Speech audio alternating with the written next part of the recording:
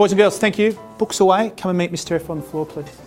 A lot of us grew up in society where you didn't talk about your emotions, where they weren't important. I can't remember when I was at school someone ever asking me how I felt, if I'd had a good morning or a bad morning and what might have affected my mood on a particular day. But we offer that to our children here now.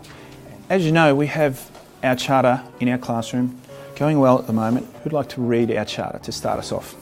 Evie, would you like to stand up and read it nice and loud? In 4D classroom, we would like to feel safe, confident, respected, cared for, happy, welcome, supported and considered. Keep going. To feel this way, we will always invite our peers, greet people by their names, smile at our peers, congratulate and encourage people daily, be aware of our body language. Excellent, thank you, Evie. So what you're actually seeing today is a particular step within our ruler program. The ruler program, the acronym ruler stands for Recognise, Understand, Label, Express and Regulate, and they're the skills we aim to teach the students to be able to do that with their emotions.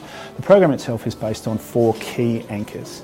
The first one being the charter, which you saw this morning, the second one the mood meter, which you also saw, and then we have 2 other particular anchors called meta moments and blueprinting.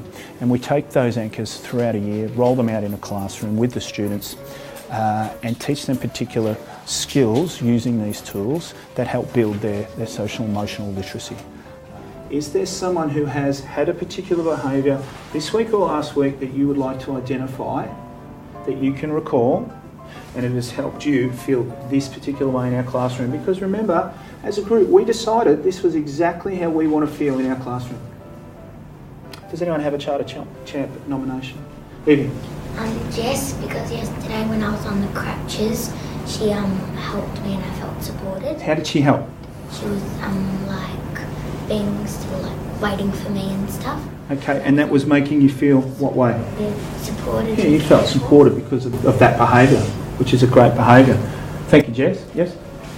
I would like to nominate Ariel because when I didn't have anyone to play with, she offered to play with me. Okay, so Ariel was making you feel what particular way?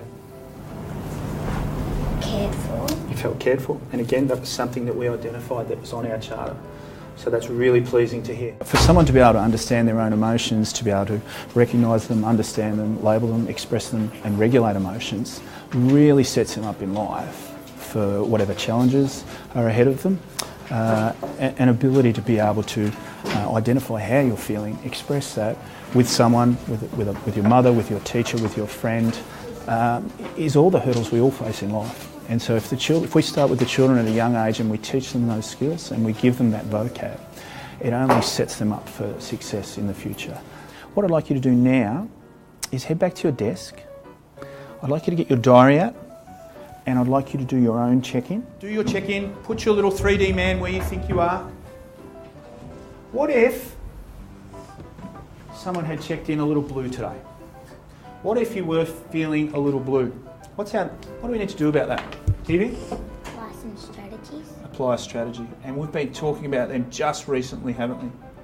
What it allows you to do, I guess as more as a classroom practitioner, is you get that, firstly that visual representation of how your class is, the culture, and you saw earlier when we had them check in on their mood meters, I straight away got a quick snapshot of how this class was, where they were, based on where they were in what particular quadrant, and that's really powerful. Really, really good. Can you bring your diary to the floor again? Who had an opportunity to discuss the word that we introduced last week, considerate? Who had an opportunity to discuss considerate with their mum and dad? Our friend was worried because his friend is in hospital, and my mum is considerate by looking after him. My mum calls him to say hi and drives him around the place. Is there one more? Angus, would you like to read yours? One time my dad had to go to a meeting in Melbourne and Mum was already out because she likes to read a lot and she wasn't really tired that day, and she made her a cup of coffee while she was making her tea. And is that considering the thoughts and feelings of someone else? Yeah. It is, isn't it? Very simple. Very, very simple. Who can read me their list from yesterday about being their best? So Zoe, you can read out what you believe is you when you are at your best at school.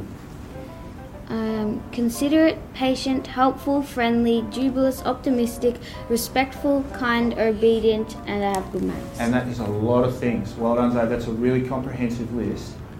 Happy, careful, caring, enthusiastic, kind, optimistic, confident, and considerate.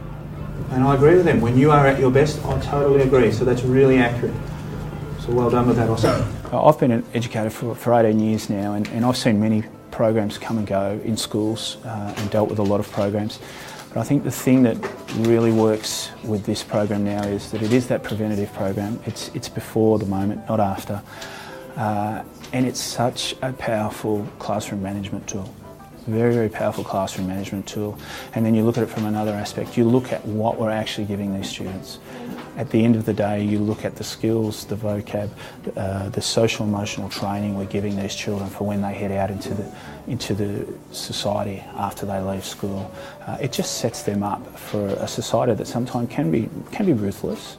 But if we can develop a departing Girtonian who is socially and emotionally aware of themselves and others, they're set for big things.